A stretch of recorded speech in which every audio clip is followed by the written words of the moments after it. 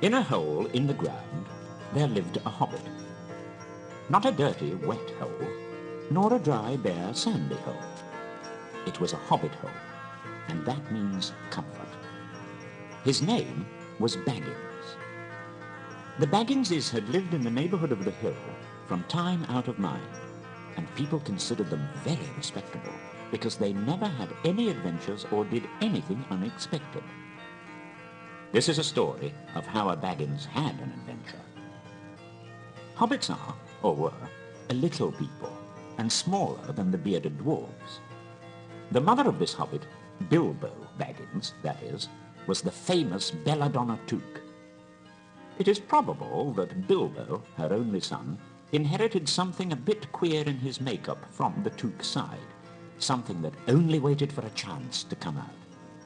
That chance never arrived until Bilbo Baggins was grown up and was standing at his door after breakfast one day, smoking an enormous, long wooden pipe, when Gandalf came by.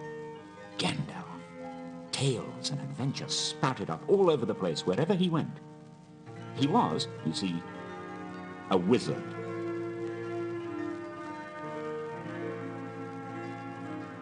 "Good morning," said Bilbo. Gandalf looked at him. "What do you mean? Do you wish me a good morning?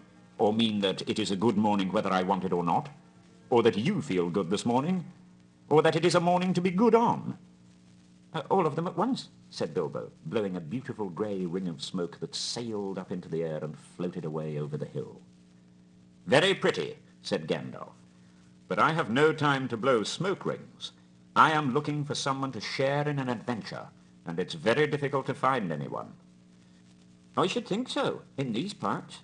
We're plain quiet folk and have no use for adventures, nasty, disturbing things. We don't want any adventures here, thank you.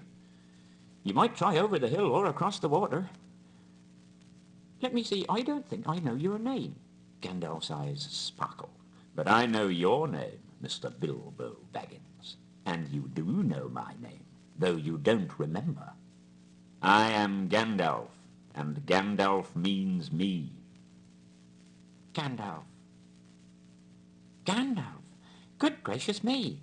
Not the wandering wizard who used to tell such wonderful tales at parties about dragons and goblins and giants. Not the man who used to make such particularly excellent fireworks. I beg your pardon. "Who else should I be? But being here, I will give you what you asked for." "I beg your pardon. I haven't asked for anything." "Yes, you have. Twice now. My pardon. I give it to you. In fact, I will go so far as to send you on this adventure. Very amusing for me, very good for you, and profitable too, if you ever get over it." "I don't want any adventures, thank you. But please come to tea any time you like. Why not tomorrow? Goodbye." With that, the hobbit turned and scuttled inside his round green door and shut it as quickly as he dared, not to seem rude. Wizards, after all, are wizards. Gandalf stood outside the door, laughing quietly.